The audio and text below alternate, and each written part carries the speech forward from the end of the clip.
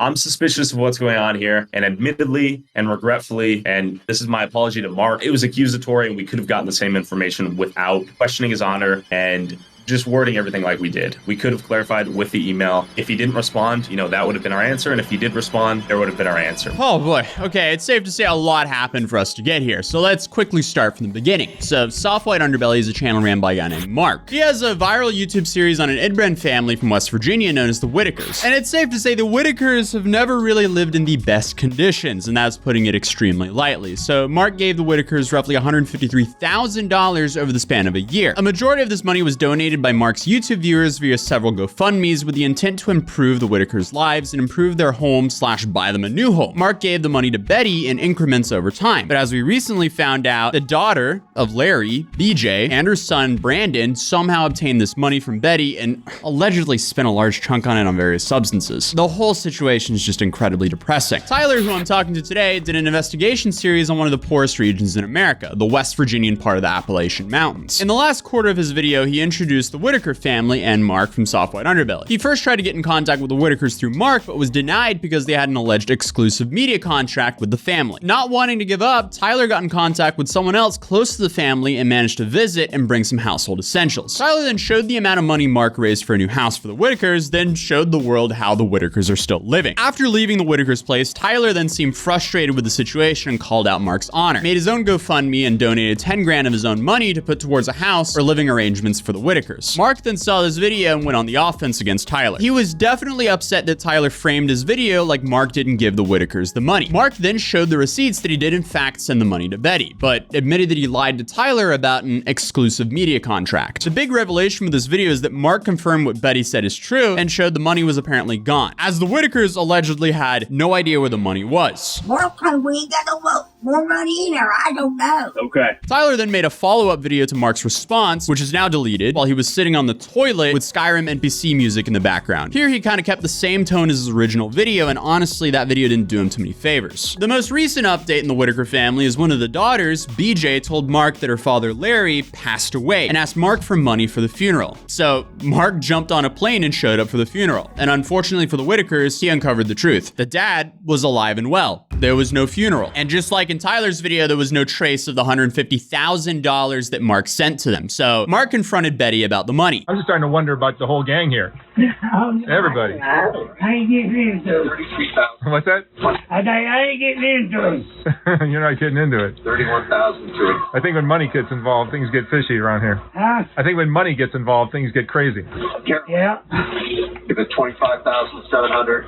Actual price 25,869. But that was a lot of money that you guys got. Did any of that help you, or did it all go up in smoke? No, it didn't help me. It didn't help you.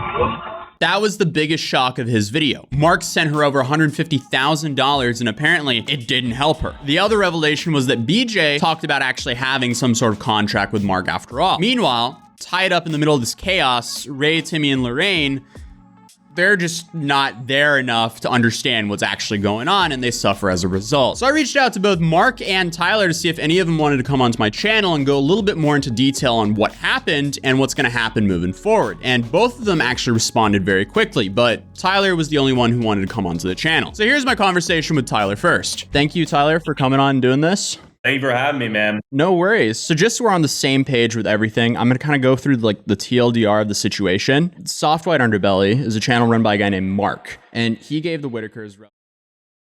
I want to say that was a very succinct summary of a lot of super complicated details and lengthy videos over the last 4 weeks. So I think that's all pretty accurate. There's definitely a few things I'd probably want to add to and clarify, though, if I can. I want to set the stage a little bit for why we went there, what we do as a channel, and how this all kind of played out. I mean, the premise of what we do on the channel is go to places, ask people questions. We wanted to make a video about West Virginia, and I know about the Whittakers just as anyone else knows about the Whittakers from Mark's videos. He apparently discovered them 20 years ago or something far ago, took a photo of them, came this thing, and he has all these videos, and I'm intrigued about them just as much as anyone else. So I reached my producer at the time, who is also named Tyler, no joke, reaches out to them and we ask for the phone number to come down and visit. We get that exclusivity contract you mentioned. His assistant named Noel says, "We have an exclusivity contract. Thank you for asking us. We appreciate you considering us, but basically you can't film with them." So I want to establish just off the bat here, I have no beef with Mark. There's not some long-standing multi-channel history with multiple videos of us poking at him. But I definitely want to be honest and say from the get-go, that raised my suspicion radar of what's going on here a little bit. It's pretty atypical to hear of something like that, unless you're like a Hollywood actor, and also if you watch The Family, it doesn't seem like something they could, consent to. Or consent or sign. Yeah, they would need a guardian to sign for that almost. Yeah, I don't know. I mean, I guess in my head, it immediately brought some questions to mind of what's going on here. Just like Mark did originally, I said, why don't we just go down there ourselves, say what's up? We found someone who built a relationship with them, checks in with them daily. We offered, hey, we're just going to go bring some groceries down, say what's up. Cool. She gave us the information for the family. We meet up with the family. When we end up in West Virginia, I have no clue what's going on besides that email. And for all I know, because I think there was a month or two gap, there was no Whittaker update video on Mark's end. There's enough time to, there could be a house there when I showed up that's brand new. For all I know. So we show up, they're still living in the same piece of crap house, basically. You wouldn't want your grandparents living there. So my question is, I get this email that says, hey, you can't speak to these people or film with them. And I know about these GoFundMes, yet the house situation is the exact same. So there's some disconnect there. So we drop off the groceries. We basically do what is a wellness check, because there's also these videos on the internet at the time that are saying Betty's dead, Ray's dead. There's some channel spamming fake news of the family members dying every month, according to this channel. It's also the middle of winter right now. West Virginia's, in snow. It's kind of up a windy road. It's a bit remote. These are old people we're talking about. The story takes a little twist, but we show up there. They're all alive. The house is in as much disrepair as it was previously. And I asked them, what's going on with the money? This is what she says. How's the house coming along? What house? The I don't know what house. We have to mark about the house. What did Mark say about the house? Paige wants to get an update. I don't know. Okay. Do you think he's... Mark told we ain't got no more money in there. I don't know. Okay. Well, no, we killed us. From my understanding, there's I don't know, $50,000 or $60,000 in there. Has Mark given you guys an update? No. Okay. When's the last time you guys have talked to Mark? I talked to Mark the other day. The other day? Okay. Okay, cool. Glad you guys are alive. Here's the groceries. I learned that about the GoFundMe. We dip, and I basically leave with a bunch of questions of what's going on here. How long were you there, if you don't mind me asking? Probably literally less than 30, 40 minutes. Okay. If that's relevant. Did you meet anyone else than what was shown in your video, or was it just the main group? Because you didn't meet BJ and them, right? No, we didn't meet BJ. We didn't meet Larry. We didn't meet any of the grandchildren that are mentioned, or the children of BJ. We met everyone shown in the video. So literally just it's not like we showed up and content farmed. We didn't show up and film for 10 hours or make 20 videos. It's 7 minutes of however long the 30-minute video. It's not even a focus piece on this family. We're in West Virginia. We're on this road trip. At the end of the southwest corner of West Virginia is odd. I thought it'd be interesting to see what's going on there. We showed up. We spend 30 or 40 minutes there. We learn these things. We drop off the groceries. I fulfill some, curiosity of, I've seen this family on YouTube. They're like an international sensation. And I'm also just genuinely curious after getting that email of, is there something going on here? It's one of these situations where it smells like shit. It looks like shit. It feels like shit. But it turns out it was like chocolate pudding or something in between, because things get a little more complicated. I see this, we put out the video, and at the end of it, I gotta admit and owe Mark an apology here, because I'm highly passive aggressive with my word choice, how I say this. There's definitely some confusion, and I definitely think something shady is going on here. Whether or not I say that directly, the tone and how I said it was accusatory. And for that, I do apologize to Mark. And I do think we could have learned all that we've learned by going to them saying, hey, Mark, we heard this back from the family. We stopped by for a visit. Would you like to add or clarify what's going on here with the money? He probably could have presented that same information, and then we would have learned where the money actually went. So I regret not doing that. And I think part of the reason we didn't do that is because I didn't think there was a communication line there realistically. In my head, the idea of him saying there's an exclusive contract, we go there, we film with them, and then ask for like an itemized financial breakdown just doesn't seem like a realistic outcome that they would respond to. So I guess we forced his hand to respond in some capacity. Basically, I get this email. There's questions raised in my head. I'm curious. We're making this video in West Virginia. He's not the only person that knows them, but there's very few people that have known the family and that have publicly had any record of interacting with the family. I find Paige. She connects us with the family. We show up, drop off the groceries. We learn this. Video goes out. I'm suspicious of what's going on here, and admittedly and regretfully, and this is my apology to Mark.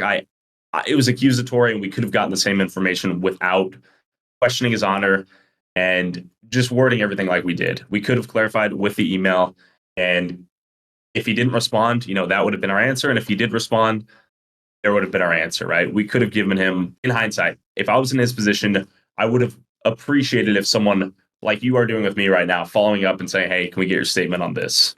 Like, I have to be realistic. That's obviously how I would have wanted this to go down if I were him. So I understand the frustration on his end. But after that, a lot of things come to light and we learn a lot. So Mark responds with this video.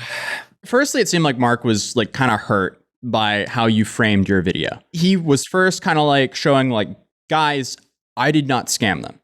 Here is all of the receipts that I actually sent them this money. This brings up a good point. And this is something I'd like to clarify, is that I definitely get where he's coming from. And I agree. If I were in his position, I would have wished that someone would have sent me an email.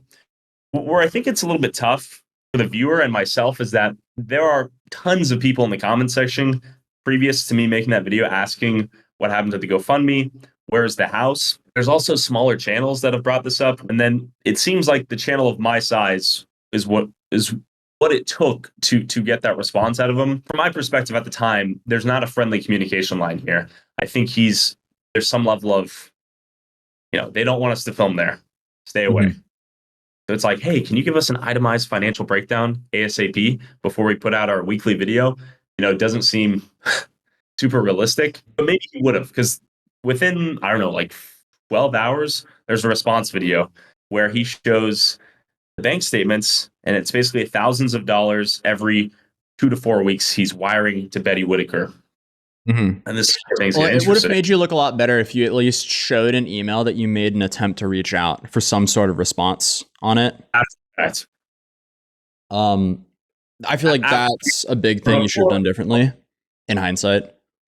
Oh, 100%. I agree. I think that's our takeaway here. It's like, just in hindsight, it's one of these tough things where it just doesn't seem like there's a friendly. Yeah, no, I see. Well, I mean, like, I understand he kind of shut you down previously already. Yeah, I feel like I got the shutdown, like, get away, kid. Yeah. Get away, boy. He obviously thinks, like, I would have responded. But, the reality is there's some public pressure. Our video put a bunch of eyeballs on the situation, and he felt the need to respond. And he did. And he showed the receipts of the money. And there's, like, no question that, like, no one has helped this family out like Mark has. Like, Mark has clearly done more for this family than like anyone else, it seems like. Although the money seems to have been misappropriated. Like, if he's raising money for a house, that should be going to a house. And then I'm also kind of shocked that it took 150 grand to find out, the money's not going to anything productive here. Oh, I mean, there's levels to this conversation, but we have to be realistic a little bit here too, right? I mean, part of the core points too of what I brought up in the original video was there's, I think, 14 videos at the time, a cumulative total of like 89 million views on YouTube. These are soft, monetized videos. Like, there's a lot of money to be made. The family's benefiting off of Mark creating these GoFundMes and directing his audience to donate, and the audience is donating to the family, and Mark is going out there and he gets videos out of this that generate him money as well. And there's nothing wrong with that. I mean, this is like the business model of a lot of YouTube channels, right? Mr. Beast. Like it's like the person on the other side benefits through the charity, and the charity is funded through the viewership. It's a cool thing. It's a unique thing to social media. I don't think there's anything wrong with that. I think it's a little bit dishonest to say that there's no incentive for him to be out there to make these videos and then to sell books with their images in their faces. But that's cool. I think if everyone's consenting to everything and they like the guy, like that's great. I don't think there's anything wrong with. I just want us to be honest with. There's a symbiotic relationship at play here. Well, clearly he's benefiting, but they're also like he's helped them more than anyone. I don't think there's any other way they'd get funneled 150 grand over the span of a little over a year. Well, let's keep walking down the storyline here and identify where the money went. I think that's part of an important lesson from the story and where we can go forward from this. He responds, I respond on the toilet. I want to emphasize here that the toilet has the best acoustics in any household. Tiny, little to no bounce back off the walls. It's a great place to record audio. So why the Skyrim NPC music? Because that's how you responded to Brent Rivera as well. Yeah, I just, I like the game. I like the sound design. Maybe I should have done it with no audio. I'll be honest. Maybe it makes light of the situation when it shouldn't have been. I don't know. I thought it was a silly touch. We threw it in there. Because it almost makes it come across as like a parody. Yeah, it almost makes my response ironic. Yeah. Listen, I made a mistake with the Skyrim music. It is what it is. I'm basically saying, listen, I just posed the questions. I was asking questions. All I did was ask questions. I'm not accusing him. But in reality, it was an emotionally charged reaction on my end. I responded within like 3 or 4 or 5 hours of his video. I do acknowledge, looking back, that it was accusatory through my tone, through the way the words were structured. Even if I wasn't explicit, it was implicitly like I called his honor into question. And then through my tone, I'm also implying there's something shady going down. Yeah. And it turns out there was something going down with the money. I think I was just pointing my finger at the wrong direction here because the story gets even crazier. Yeah. You stirred the pot and then things just got to a crazy boiling point. Well, I think I flipped over the rock and I thought there was something very specific under that rock, and it turns out it was something else entirely. Yeah. So, so what happens next, I guess, is what we covered in the intro, where BJ, who my understanding is the daughter of Betty. Daughter of Larry, from my understanding. Daughter of Larry, okay. And she called Mark saying that Larry passed away. I also have a question. Did she call you? This is a great point. So I am in Jamaica at the time. I get probably 84 phone calls, rough estimate, within a day, every 5 minutes or so from an unknown phone number. I eventually answer like phone call number 40, and I speak to BJ on the phone. She says, hey, I need $150 for some clothes and some groceries for the family. And first of all, I have never spoken to BJ. I've never met BJ. I know who she is by proxy of the family, but I didn't meet her down there. I also have been told that there may be some drug problems involved as relates to her. And I'm also skeptical of just sending money to anyone for that matter and setting the precedent for being an ATM that could be used for questionable things. So I answer the phone. I say, hey, I'm in Jamaica right now. I'm going to be back tomorrow. We can hop back on the phone tomorrow, figure something out. I fly back to the United States. And also, she calls me like 40 times in between.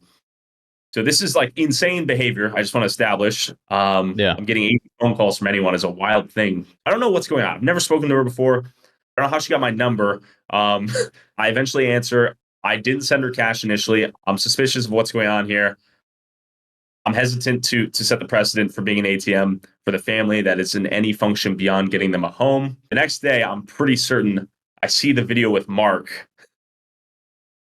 That video comes out where he hops on a red-eye flight, apparently, flies to West Virginia and confronts her for using the money for other means.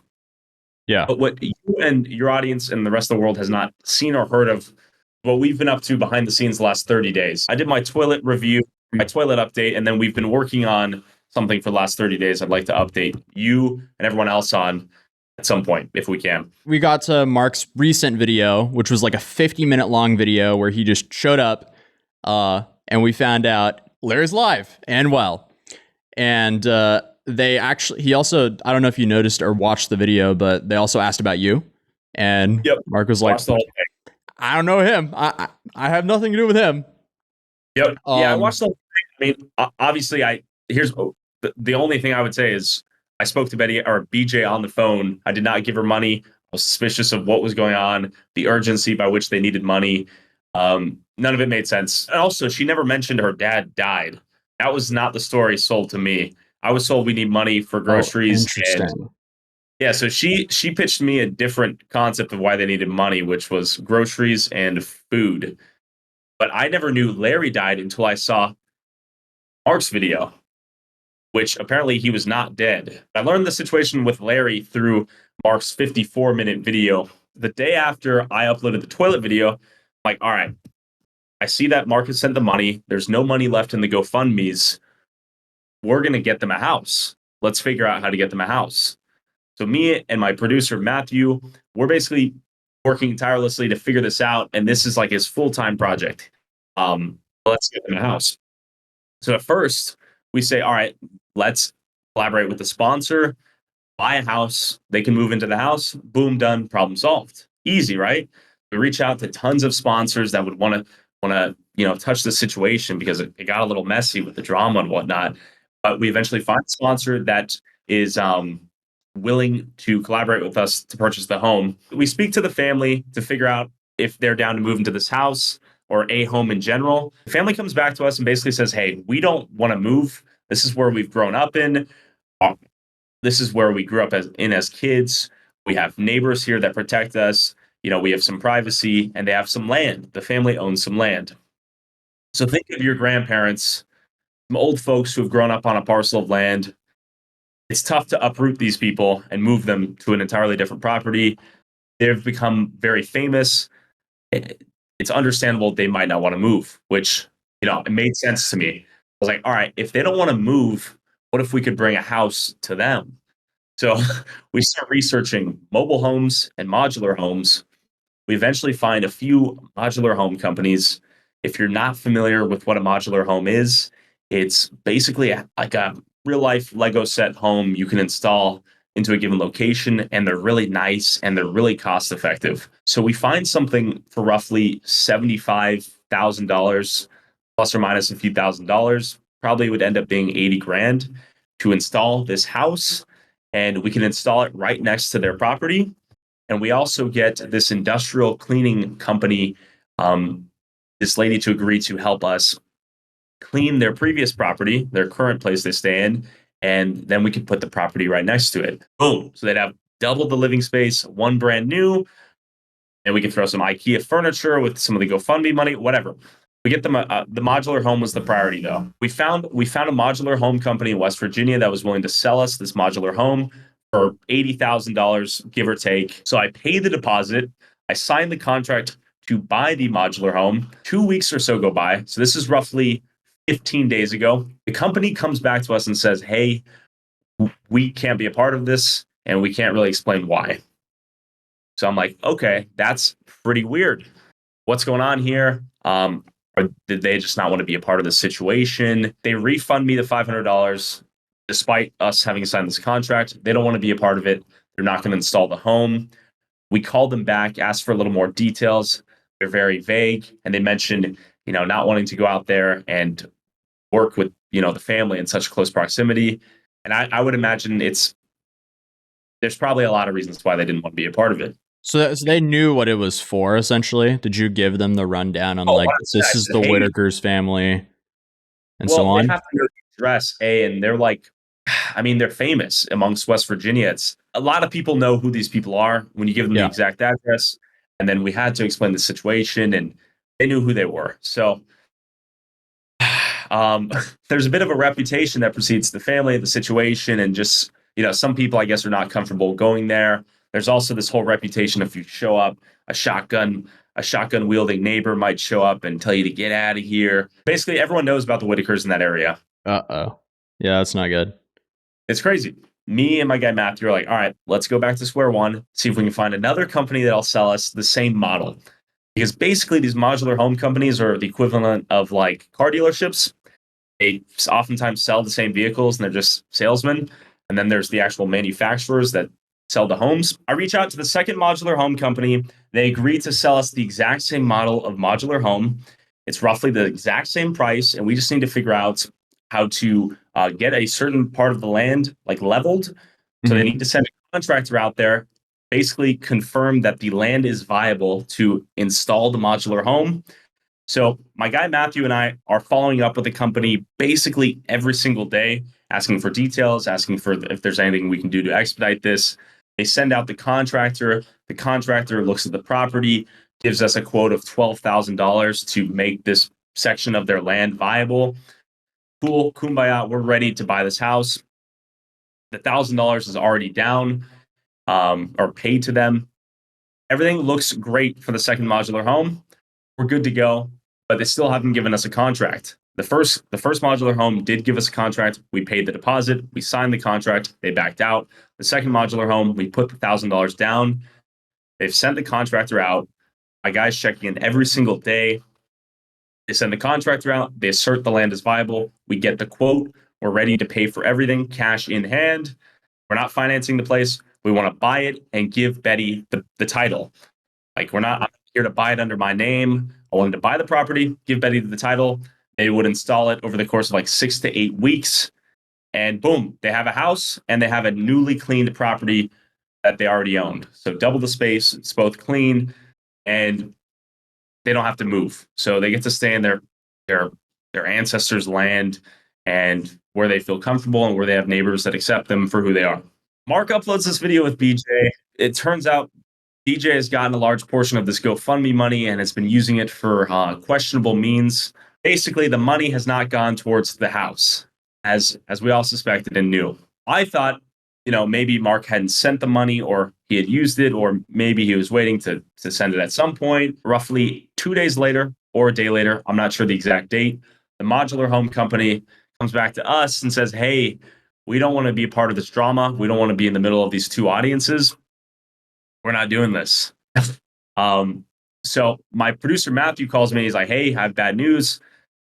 They're not going to sell us the property. I'm like, what do you mean they're not going to sell us the property? What's the mission statement of the company? He's like, to sell affordable housing. We learned on like their mission statement, this company is to sell affordable housing.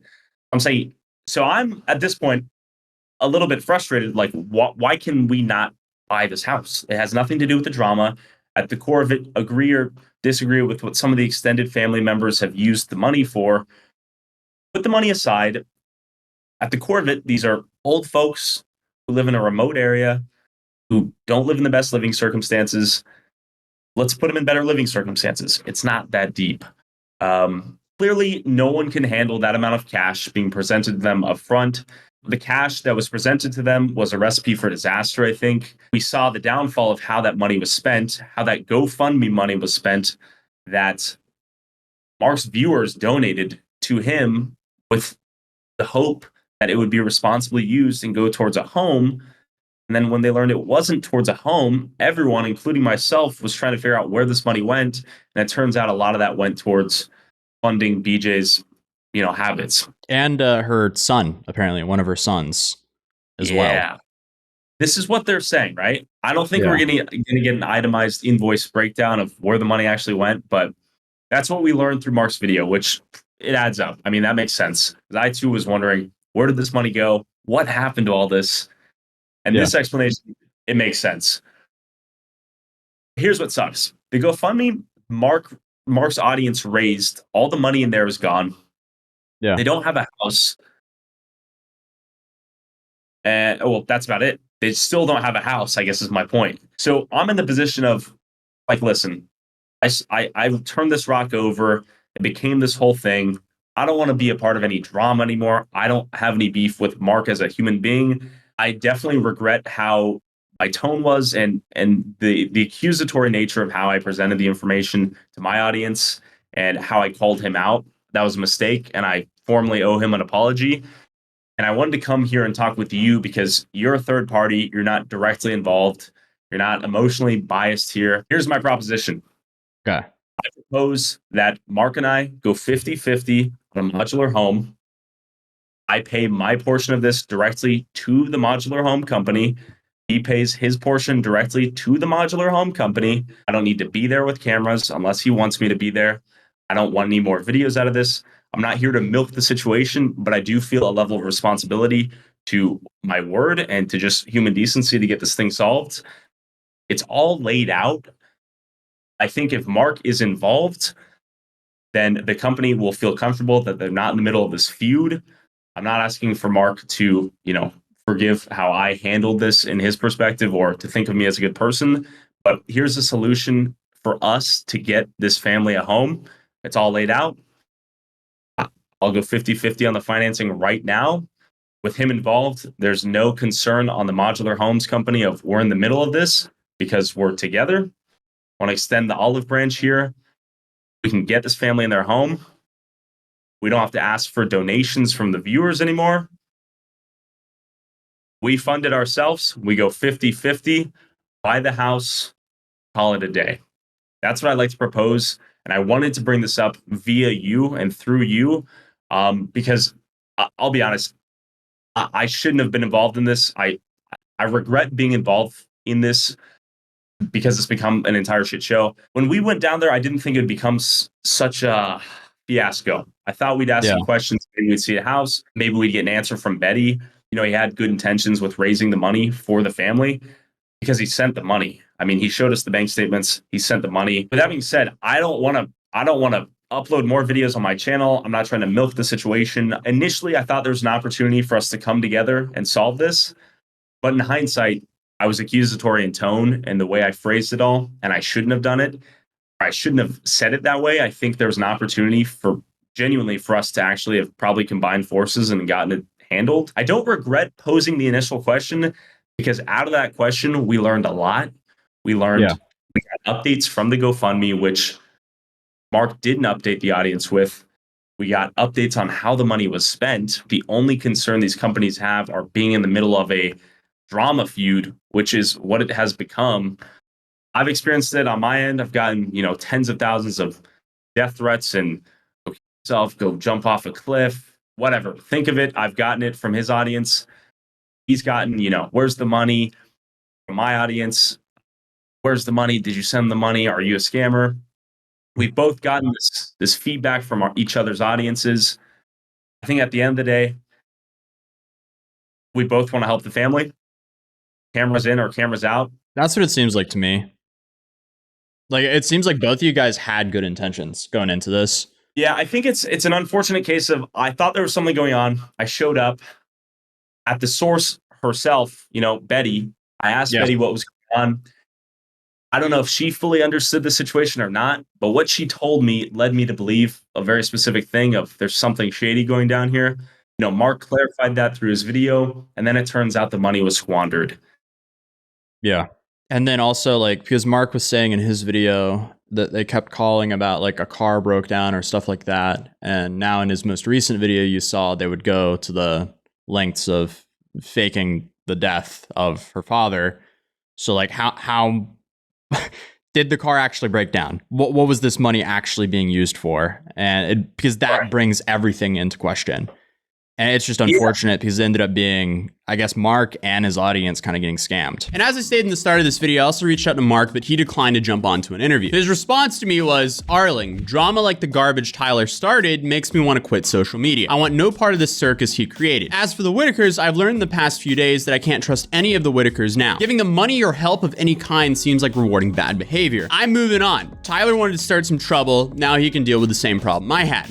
Good luck. So I guess the Whittakers turned into a dystopian game of hot potato between two influencers, and unfortunately, they kind of played themselves, as they had two massive creators trying to help them, but they misled, they lied to, and they used both of them. Also, I do have to admit, I thought I was gonna argue with Tyler going into this call because I thought he was gonna have the same demeanor as in his first and second video. But he was pretty straightforward about apologizing and just wanting to move the situation forward in the best way possible. And I guess that is really all he can do as of now. Tyler did provide me with receipts of him putting down a deposit to buy multiple modular homes with his own money. But unfortunately, as he stated, every company he tried to buy one from ended up refunding him and pulling out of the whole situation. Here's the receipts of that, but I'm censoring the names and companies since clearly they wanted to stay out of this. And he also sent me a 38-minute phone call with him and one of the companies, and it was essentially like Tyler walking out on Shark Tank and trying to pitch the company on why they should sell him a house after all, with a little plot twist that the company can't hang up on him because that is apparently bad customer support. So the phone call just goes in circles for 38 minutes. So I think I'm just gonna spare all of our time here, but TLDR, the company is worried about the potential negative PR and the safety of their workers, which I guess is fair. Tyler also shared an email with me confirming that he apologized directly to Mark and not just here on my YouTube channel. But I left the call with him in hopes of being able to talk to Mark as well and maybe even getting both of them on a call together, but sadly that did not work out. Tyler announced that he's going to give the funds raised in his GoFundMe in home repairs rather than buying them a modular home, as no company will allow him to buy a home. And I guess that is the best option because clearly the Whittakers can't be trusted with large sums of money. Overall, the whole situation is just extremely chaotic and had a bunch of sad plot twists. So that's all I have for right now, so I guess I'll see you guys in the next video. Peace.